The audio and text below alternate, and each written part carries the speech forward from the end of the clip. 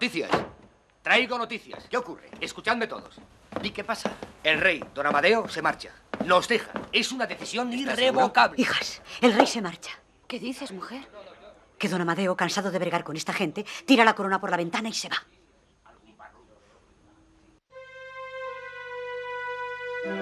Incapaz de encontrar salidas para atajar los problemas que le han ido surgiendo, en los que para él han sido 2 largos años de reinado, el rey Amadeo I decide presentar su renuncia al trono de España. Eso sucede el 10 de febrero de 1873. Al día siguiente, Amadeo de Saboya abandona el Palacio Real. El fin de su efímero reinado supone el fracaso de la monarquía democrática instaurada por la Revolución del 68, la Gloriosa.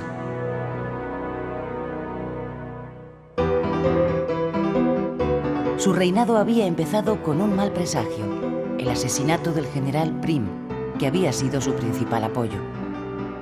La desaparición de Prim, hombre fuerte de la Revolución del 68 y líder de los liberales progresistas, había provocado la ruptura del gobierno tripartito, formado por unionistas, progresistas y demócratas, que venía gobernando desde el triunfo de la Gloriosa y que estaba destinado a sostener con su apoyo al nuevo monarca.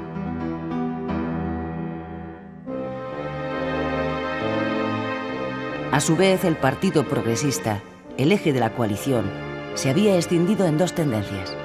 Una moderada, el Partido Constitucional, que siguió a Sagasta, y otra más extremista, el Partido Radical, que siguió a Ruiz Zorrilla. La división y el enfrentamiento entre todos los partidos había sido la causa de que durante los 2 años de su reinado se celebraran 3 elecciones generales y se sucedieran 6 gobiernos, cada vez más débiles.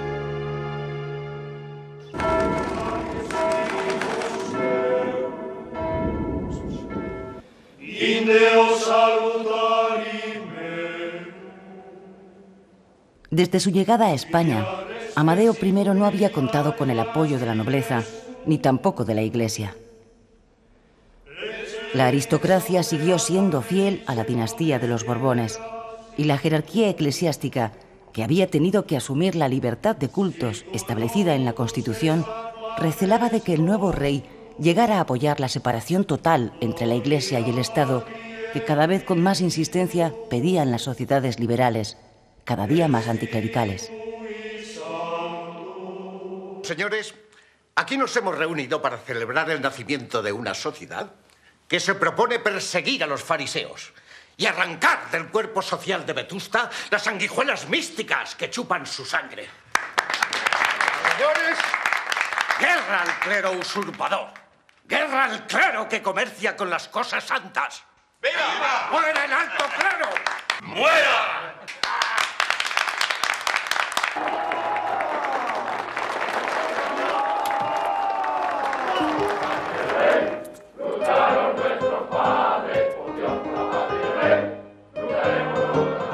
El derrocamiento de los Borbones y la aceptación de la monarquía como forma de gobierno habían alentado las esperanzas de los carlistas, que aspiraban a derribar al monarca italiano para proclamar después como rey a su nuevo pretendiente, Carlos VII.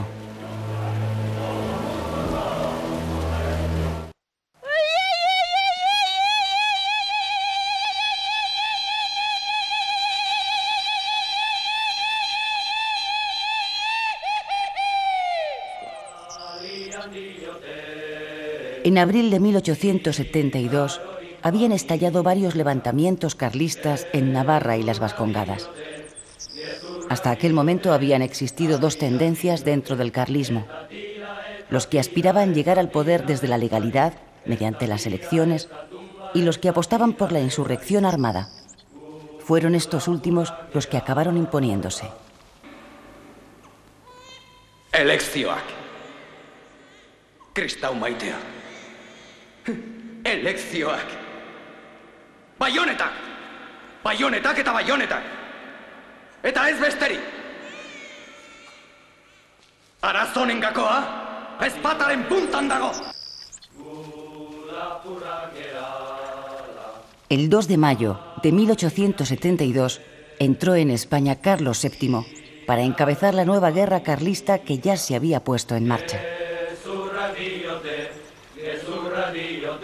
Intentaba atraer a su causa a aquella parte de España que se negaba a aceptar los cambios de la revolución liberal.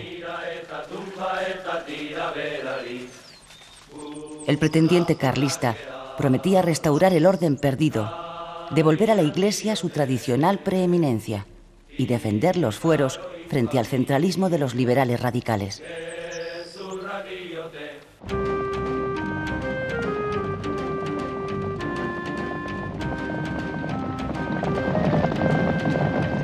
La guerra de Cuba, que duraba ya 4 años, fue otro de los conflictos con los que Amadeo I tuvo que enfrentarse durante su reinado.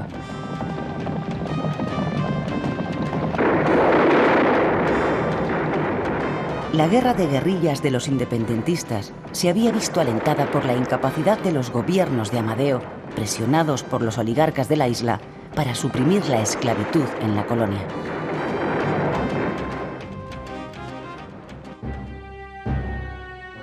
Por si fuera poco, Amadeo I sufrió también un atentado del que salió ileso.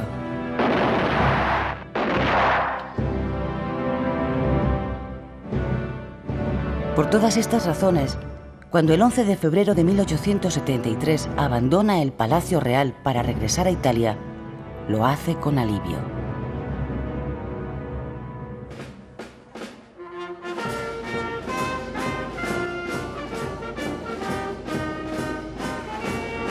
¡Vamos, hijos de la patria! ¡Días de gloria van a llegar! ¡Viva la República! El mismo día de la salida de Amadeo de Saboya, el Congreso y el Senado, reunidos en sesión conjunta, proclaman la República como forma de gobierno de la nación. Fracasada la monarquía democrática, la República es la única salida que le queda a la Revolución de 1868 para mantener su espíritu. La votan los republicanos y los radicales. Pero la República, en la que el interés de los gobernantes se identifica con el interés del pueblo, es esencialmente pacífica. Defender la República es asegurar la paz. Las clases sociales más bajas reciben a la República con la esperanza de que por fin alguien se ocupe de sus problemas. ¡José! ¡Viva la República! ¡Rehostia con la República!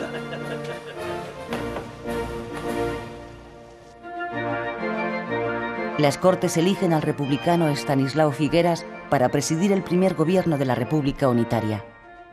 4 meses más tarde, abandona el cargo. Las elecciones del 10 de mayo de 1873 dan la victoria a los republicanos federales. Las Cortes proclaman la República Federal y eligen al federalista moderado Pi y Margall como nuevo presidente. Los federales moderados intentan sacar adelante en el Congreso una nueva constitución que recoja la nueva forma de gobierno y que acabe con el Estado centralizado. En su proyecto, España había de quedar formada por 17 estados con amplia autonomía y se establecía la separación de Iglesia y Estado. En contra de este proyecto constitucional se sitúan los federales intransigentes, partidarios de la República Cantonal, es decir, de la federación desde abajo, lograda mediante la insurrección y la unión voluntaria de territorios independientes.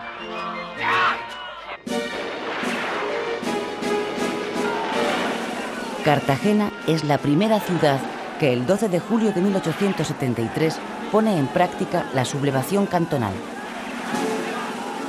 Sus ciudadanos, con la ayuda de las tripulaciones de los buques de la Armada fondeados en su puerto, se hacen con el control de la ciudad y proclaman el Cantón Libre de Cartagena.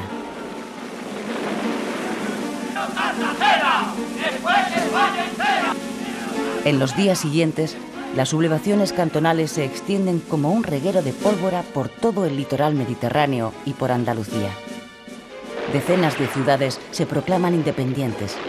Cada cantón pasa a ser gobernado por una junta revolucionaria.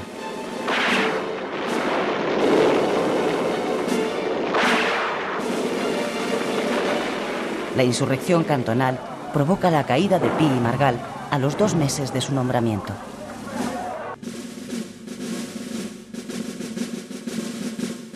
Las Cortes Republicanas eligen como nuevo presidente al federalista moderado Nicolás Salmerón.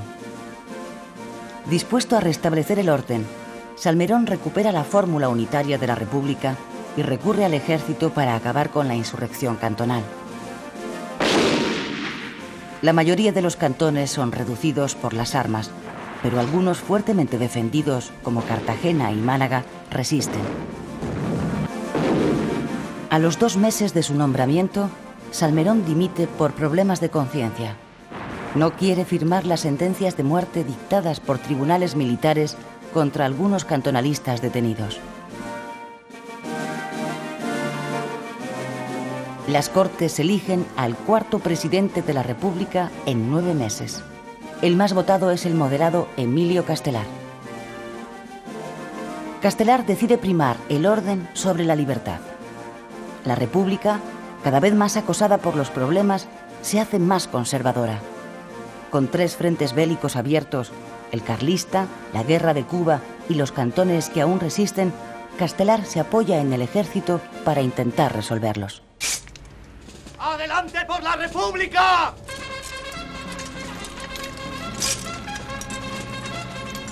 Los carlistas, favorecidos por la inestabilidad política, se han apoderado mientras tanto de buena parte de las Vascongadas, Navarra, Cataluña y de otras zonas de la España rural.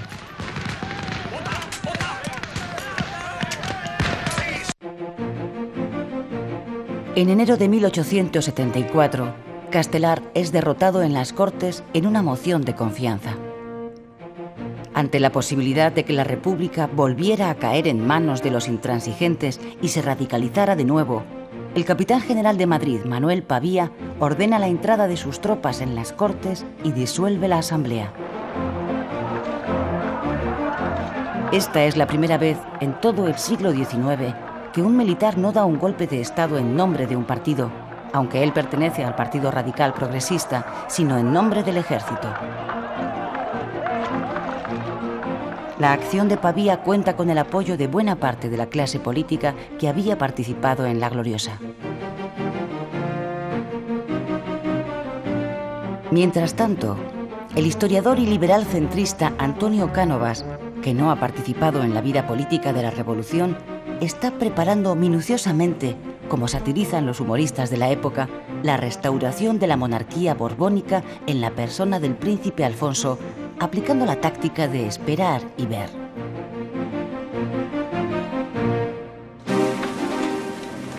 Últimas noticias. El general Serrano nombrado presidente del gobierno provisional. Últimas noticias.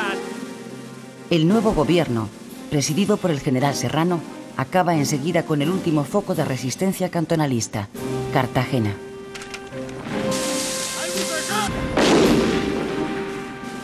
La ciudad había resistido 6 meses el asedio del ejército. El gobierno aprovecha su victoria para ilegalizar a la sección española de la Internacional Obrera por su participación en la rebelión cantonalista.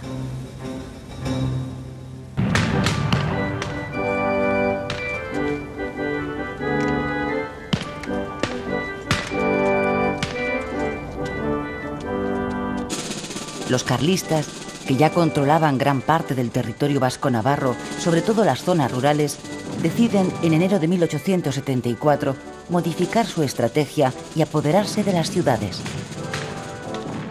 Igual que hicieron en la Primera Guerra Carlista, empiezan con el asedio a Bilbao.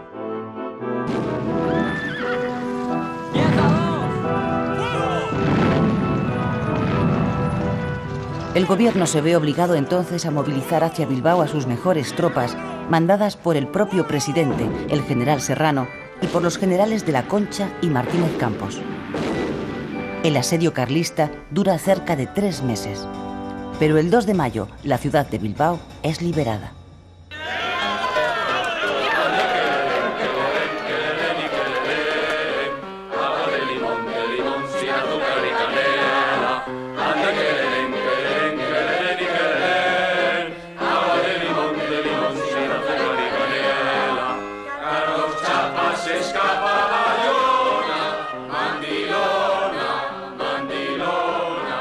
Tras la victoria de Bilbao, las tropas gubernamentales se dirigen hacia Estella, capital del carlismo, con el propósito de conquistarla.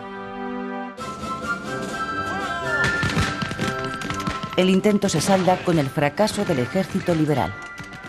El general de la Concha, marqués del Duero, muere en el campo de batalla. La victoria anima a los carlistas a emprender nuevas acciones de expansión. Últimas noticias, últimas noticias. Alfonso XII proclamado rey en Sagunto por el general Martínez Campos. ¿Quiere uno, señor? El golpe de estado de Martínez Campos derriba la República y marca el fin de la vida de la Revolución de 1868.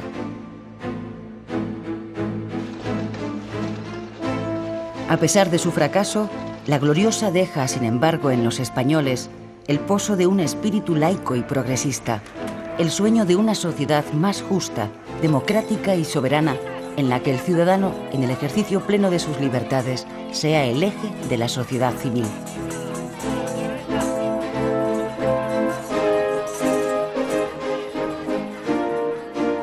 La revolución deja también una nueva moneda, la peseta, que circulará por las manos de los españoles hasta la llegada del euro. En el canto del duro, la moneda de 5 pesetas, había una inscripción que resumía el espíritu de la Revolución de 1868: soberanía nacional.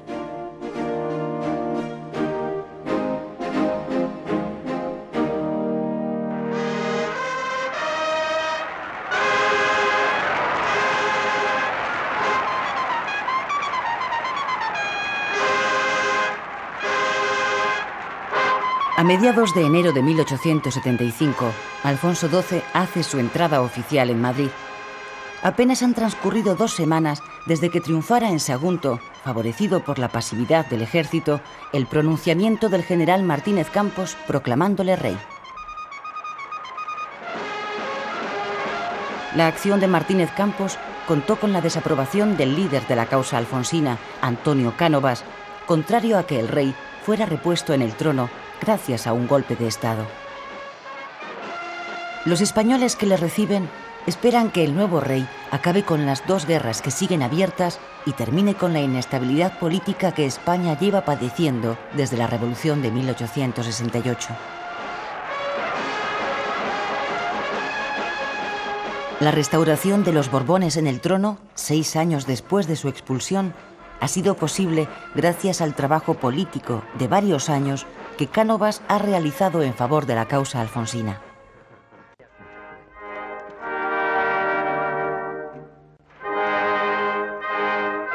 Su propósito es que con el joven rey, que en ese momento tiene 18 años, comience un nuevo régimen.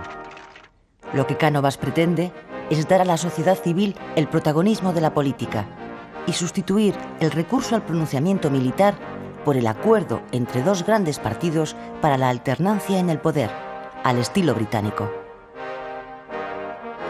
Según el diseño de Cánovas, el nuevo monarca ha de cumplir un papel esencial como árbitro de la vida política. Esta es la tarea que le espera a Alfonso XII cuando llega al Palacio Real.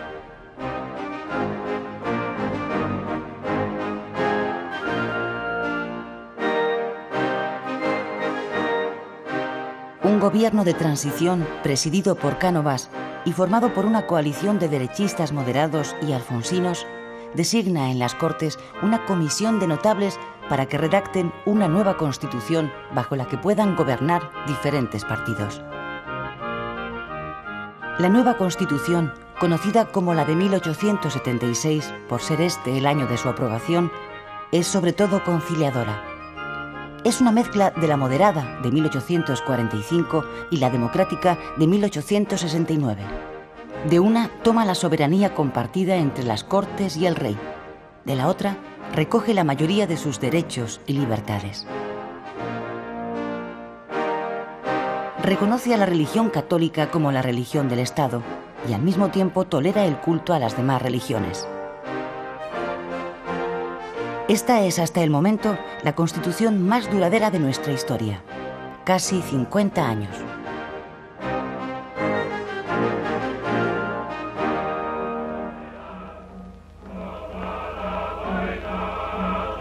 El propio rey mando supremo de las Fuerzas Armadas, se pone al frente de las últimas operaciones militares en el País Vasco y Navarra contra los carlistas, que para entonces ya han perdido los reductos del Maestrazgo y Cataluña.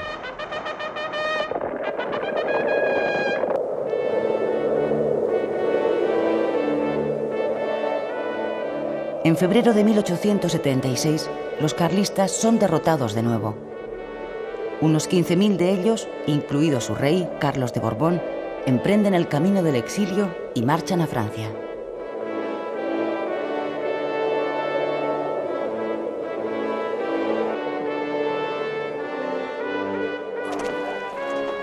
Otros, la mayoría, se acogen a las medidas de gracia que les otorga el gobierno a cambio de que entreguen sus armas.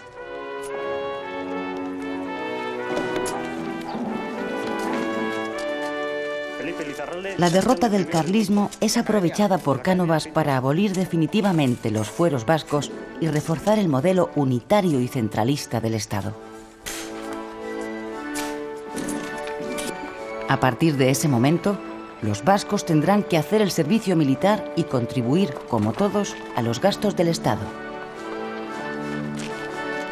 Sin embargo, Cánovas, que busca la conciliación con la burguesía vasca, aprueba un concierto económico con las diputaciones que les da autonomía para administrar sus recursos e imponer tributos.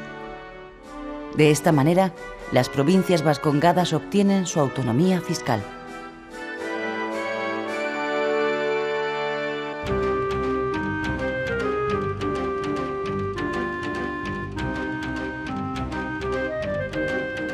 Terminada la guerra carlista, acabar con la guerra de Cuba es el gran objetivo del gobierno de Cánovas. Con esa intención decide el envío de más soldados y nombra capitán general de la isla al general Martínez Campos. Después de 10 años de guerra y con casi 60.000 soldados muertos, Martínez Campos logra convencer a los rebeldes para que acepten la paz a cambio de una amplia amnistía, reformas políticas y la abolición de la esclavitud. La paz se firma en Zanjón en 1878.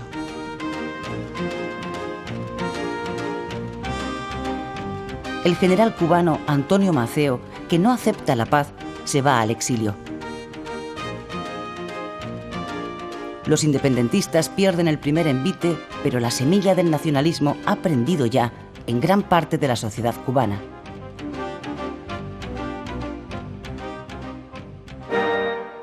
El sistema político montado por Cánovas está basado en el bipartidismo. Dos grandes partidos se alternan en el poder. Uno de centro-derecha, el Partido Conservador, liderado por Cánovas, que ha dejado el espacio de la derecha a los moderados, y otro de centro-izquierda, el Partido Liberal, dirigido por Sagasta, donde están gran parte de los progresistas de la Revolución y algunos republicanos como Castelar. El rey, según la Constitución, es el encargado de administrar el poder entre los partidos.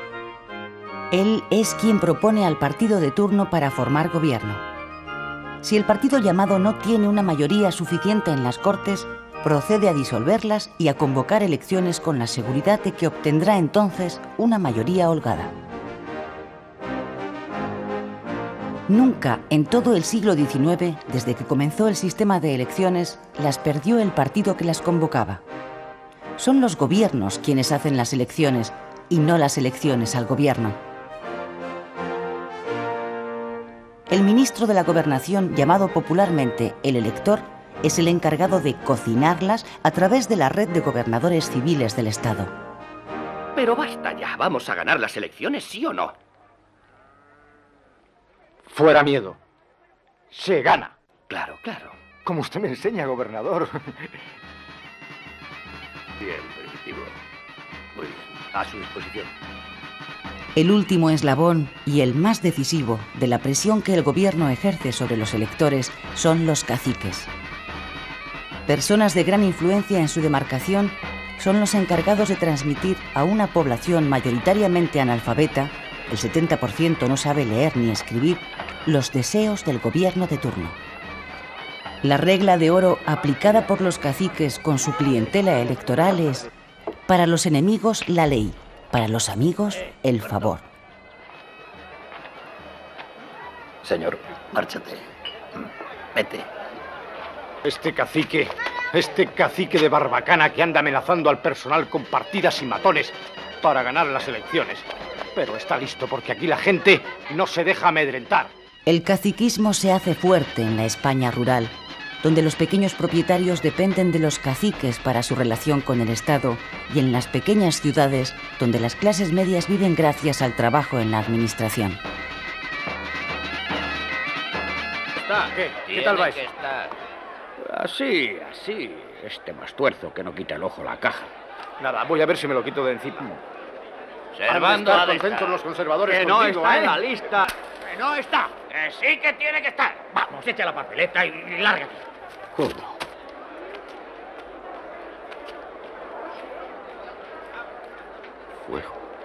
Fuego. ¡El libro es mío! ¡Me lo llevo! Serenidad, señores. Serenidad. ¡Vamos, soldados! ¡La caja! ¡La caja! ¡Rápido! ¡De aquí! ¡Orden! ¡Vamos, fuera! ¡Orden! ¡Fuera! Triunfo completo, ya eres diputado. Confirmado por el gobernador.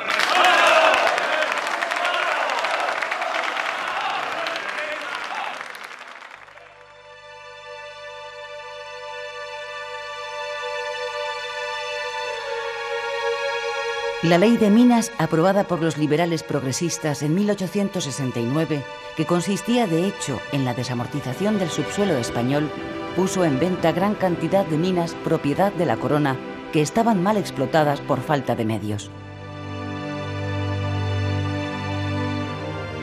La liberalización del sector minero atrae hacia nuestro país a inversores extranjeros interesados en su explotación. Esta mina, la de Río Tinto, en Huelva, con 5.000 años de historia, explotada desde los Tartesos, rica en oro, plata y cobre, fue comprada en 1873 por una compañía inglesa por poco más de 22 millones de las antiguas pesetas, 132.000 euros. En el último tercio del siglo XIX, la minería se convierte en el sector más dinámico de la economía española. La extracción de cobre, plomo, zinc, mercurio y hierro que requiere la industria europea tira de la demanda de mano de obra y de la inversión en infraestructuras y nuevas tecnologías. Gran cantidad de campesinos abandonan el campo y se trasladan a las zonas mineras en busca de trabajo. En Río Tinto, la plantilla pasa de 1.000 a 10.000 mineros.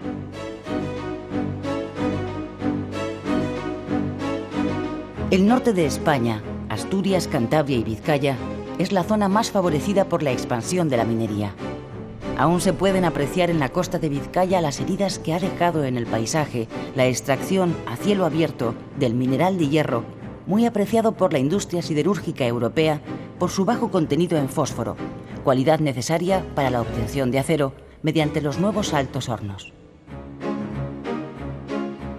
España se convierte en el mayor exportador de Europa de mineral de hierro. La mayor parte sale hacia Inglaterra.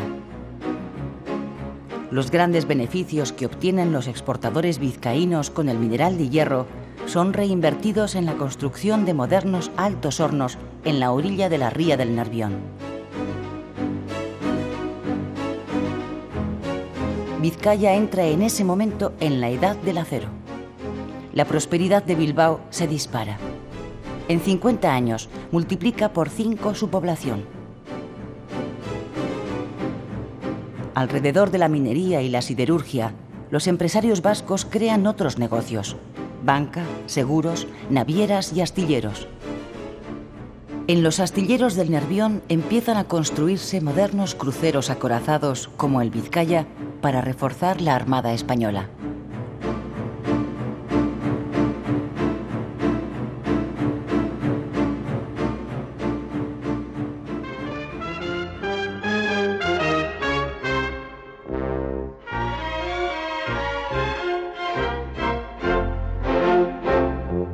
Cataluña, especialmente Barcelona, se convierte durante el último tercio del siglo XIX en el centro de mayor expansión industrial de todo el país. La producción de la industria textil, del algodón y la lana, que había comenzado a mecanizarse años atrás, crece ininterrumpidamente debido a la conquista del mercado nacional, gracias al ferrocarril y a las medidas proteccionistas que le deja el campo libre en las colonias. Cataluña experimenta una época de prosperidad como nunca había conocido. El pueblo la bautiza como la fiebre del oro. Barcelona se convierte en la capital económica de España. La humanidad es muy extraña. ¿Qué quiere decir? ¿A qué vienen estas fiebres? Ayer por la libertad, hoy por el dinero, si después todo queda como antes. No, no. Todo cambia. La humanidad necesita de estas fiebres para crecer. Yo era enemigo de que el dinero, en lugar de ir a la industria, fuese a la aventura del juego de la bolsa. Pero he comprendido que se necesitan sumas fabulosas para poner en marcha los inventos actuales. El desarrollo de la industria provoca una mayor demanda de mano de obra. La clase obrera, que aumenta sin parar, se nutre de campesinos que abandonan el campo y se establecen en barracones o chabolas en torno a las ciudades industriales y las zonas mineras. La ausencia de las más mínimas condiciones sanitarias en estos poblados, unida a la insuficiente alimentación y al hacinamiento, traen enfermedades y epidemias que se ceban en la población. En los años 80 del siglo XIX, la esperanza de vida de un español es, junto a la de Rusia, la más baja de Europa. 29 años. En Francia es de 43 años.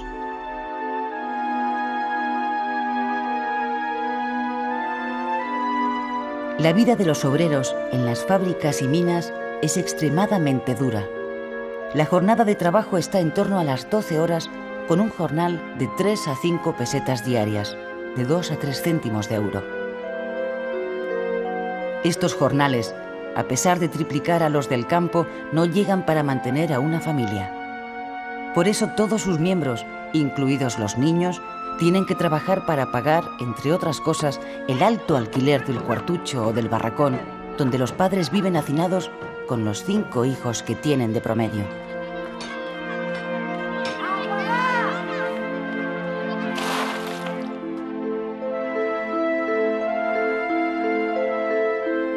En el campo, donde sigue viviendo la mayor parte de la población, la vida es aún más dura.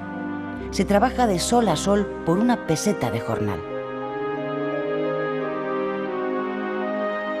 La miseria, el atraso, la escasa alimentación y la ausencia de futuro hace que los campesinos más jóvenes emigren hacia la ciudad o hacia América.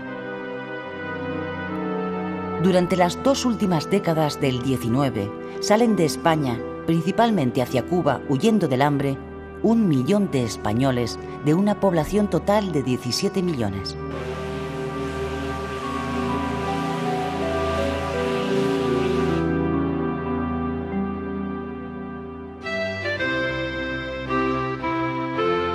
El 2 de mayo de 1879, en este salón de la Fonda Casa Labra de Madrid, se reúnen los 25 miembros fundadores del Partido Socialista Obrero Español. 16 tipógrafos, 4 médicos, 2 plateros, un doctor en ciencias, un marmolista y un zapatero. El tipógrafo Pablo Iglesias les ha convencido de la necesidad de pasar a la acción fundando un partido, el PSOE. Todos ellos pertenecen a una de las 2 tendencias en que se ha dividido la Internacional Obrera, la marxista. La otra es la anarquista. En su programa fundacional defienden la abolición de clases, la socialización de la propiedad y la ocupación del poder político por la clase trabajadora.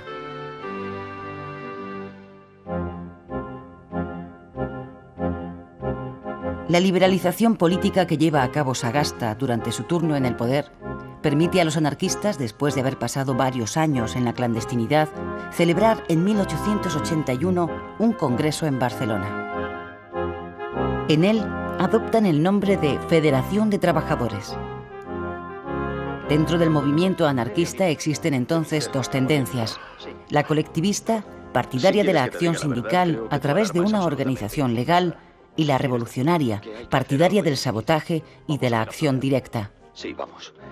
Hay que montar una vigilancia muy estrecha. Y si tenemos alguna sorpresa, pasar a la acción inmediatamente y sin contemplaciones. ¿Vamos? Vamos. Los anarquistas cuentan en 1882 con casi 60.000 afiliados. Cataluña, Zaragoza, Valencia y sobre todo las zonas rurales de Andalucía son los lugares donde mayor implantación tiene el anarquismo. Los jornaleros andaluces, ante su crítica situación y la ausencia de medidas sociales por parte de los gobiernos, se suman al anarquismo en busca de la única esperanza que les queda, la revolución libertaria. Los motines populares contra los propietarios de los cortijos empiezan a producirse. En medio de un clima de agitación creciente, en 1882 son asesinados en Andalucía 3 presuntos confidentes policiales. La Guardia Civil acusa del delito a una sociedad secreta anarquista, la Mano Negra. El proceso judicial contra la Mano Negra es el pretexto usado por el gobierno para desarticular las incipientes organizaciones anarquistas en España. Nunca se ha sabido quién estaba detrás de la Mano Negra.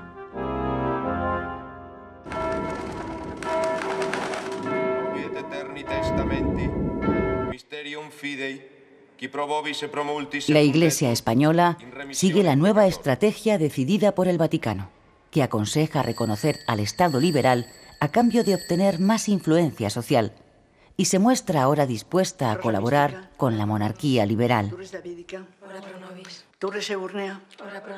A su vez, el Estado consigue por esa vía apaciguar la hostilidad de la mayoría de los católicos hacia el régimen liberal.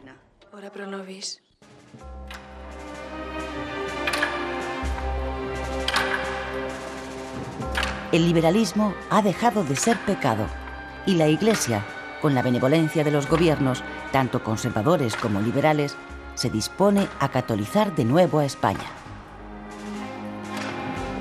Poco a poco, la Iglesia católica va impregnando a la burguesía liberal de su estricta moral y de su liturgia, hasta lograr recuperar el poder social perdido tras la Revolución Liberal de los años 30.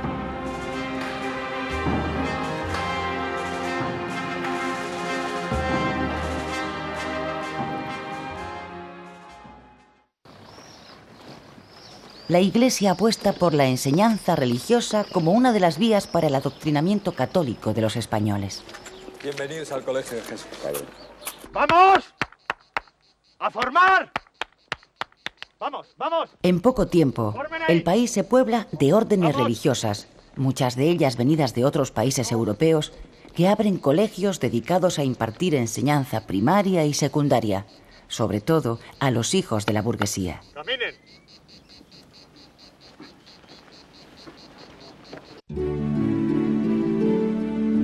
Un grupo de catedráticos expulsados de la Universidad de Madrid por defender la libertad de cátedra, encabezados por Francisco Giner de los Ríos, funda la Institución Libre de Enseñanza que tiene su sede en este edificio. Su objetivo es impartir una enseñanza no dogmática bajo el principio de libertad y el cultivo de la ciencia, encaminada a formar a la élite necesaria para la modernización de España. La enseñanza que imparte la Institución Libre es un foco de renovación pedagógica. Introduce la coeducación de chicos y chicas. Rehúye el cultivo exclusivo de la memoria como forma de aprendizaje. Potencia la personalidad de los alumnos, su espíritu crítico, su sensibilidad y el amor a la naturaleza.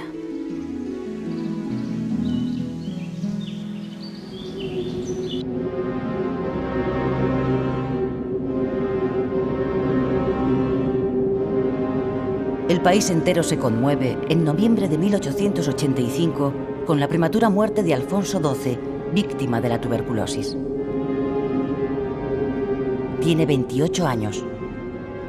Deja 2 hijas pequeñas y un tercer hijo que aún no ha nacido.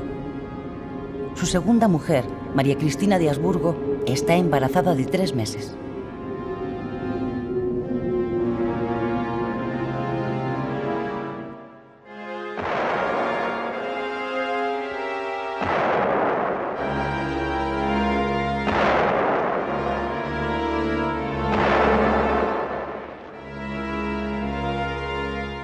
el sistema político puesto en marcha por Cánovas se va a poner a prueba con el vacío institucional que deja la muerte del rey.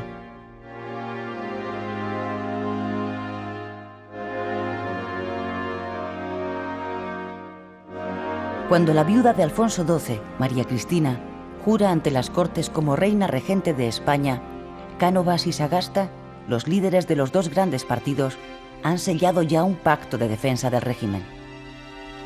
El trato refuerza el modelo bipartidista y garantiza la alternancia en el poder. Cánovas cede el poder a Sagasta. Se inicia así, de la mano de los liberales, la regencia de María Cristina.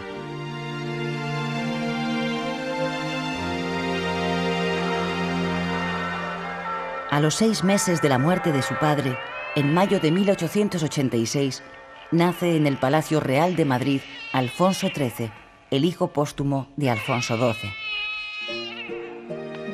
El recién nacido es rey desde el mismo momento de llegar al mundo, aunque será su madre María Cristina quien reine en su nombre hasta su mayoría de edad. El nuevo rey es recibido por los españoles con expectación y alivio. Con alivio porque el nacimiento de otra niña hubiera favorecido de nuevo la sublevación de los carlistas, y con expectación porque Alfonso XIII está destinado a ser el monarca del próximo siglo, el siglo XX.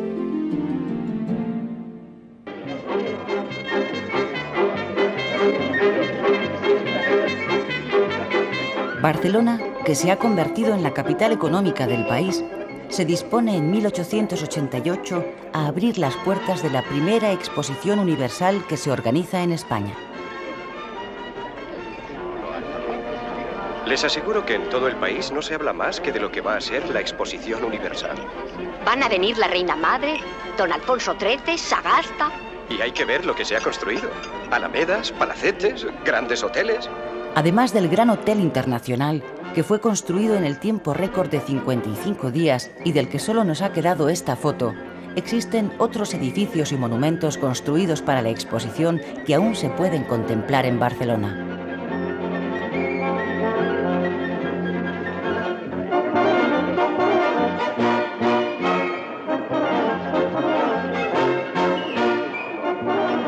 La reina regente, que está acompañada por su hijo Alfonso XIII, inaugura en mayo la Exposición Universal.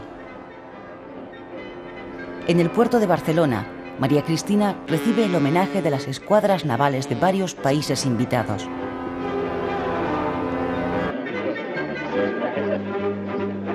Barcelona, que en 1888 tiene 500.000 de habitantes, recibe durante la exposición 2 millones de visitantes. De todas las novedades expuestas, la que más llama la atención es un nuevo invento, la electricidad. Estas grandes farolas eléctricas del nuevo estilo modernista son las encargadas de mostrar a los fascinados visitantes el nuevo avance científico que habrá de impulsar la segunda revolución industrial.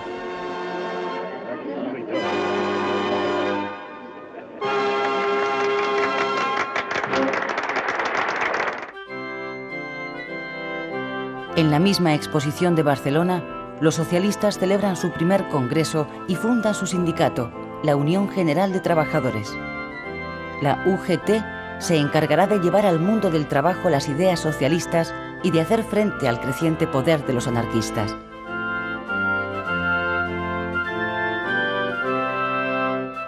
En 1890, los socialistas celebran por primera vez el 1 de mayo. Popularmente es bautizada como la fiesta de Nuestra Señora de las 8 horas, por ser esta la primera de las reivindicaciones laborales de las manifestaciones pacíficas que celebran en Madrid, Vizcaya y Barcelona, donde el socialismo tiene mayor implantación.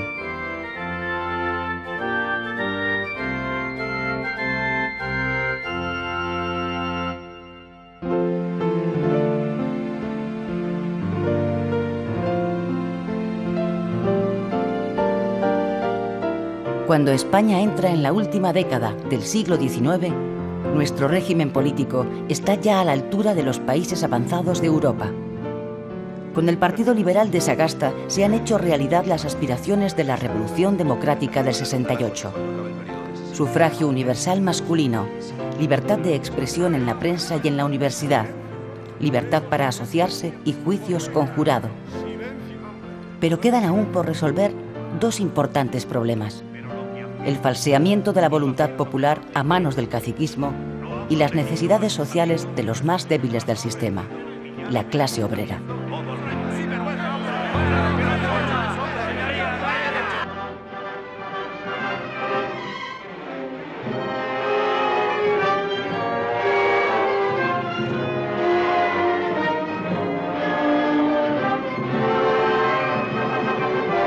Barcelona, 1893. Como cada año, la temporada de ópera en el Liceo se abre en noviembre. El año que está a punto de terminar ha sido especialmente trágico para los barceloneses. 14 bombas han estallado en la ciudad.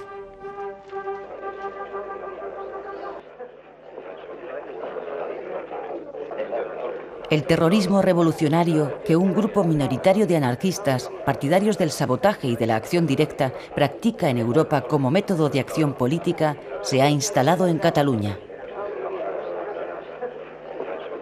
Hasta este momento, el atentado más grave ha sido el frustrado intento de asesinato del capitán general de Cataluña, general Martínez Campos. El autor, un anarquista detenido, juzgado y condenado a muerte, había anunciado una terrible venganza ante el pelotón de fusilamiento.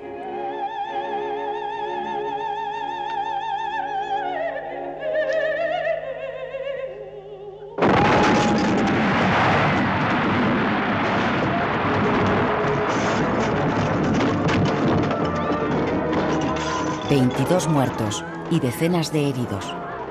Esta es la venganza anunciada por el anarquista ejecutado.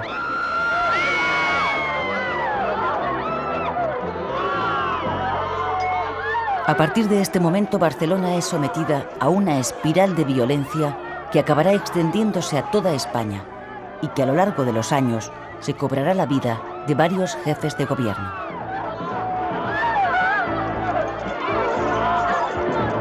El país empieza entonces a poner nombre a un fenómeno que hasta ese instante desconocía: el terrorismo. ¡Qué espanto, Dios mío! ¡Una bomba! El mundo se ha vuelto loco. ¿A dónde iremos a parar? Virgen Santa. ¡Extra! ¡Extra! ¡Continúan los atentados terroristas! ¡Extra!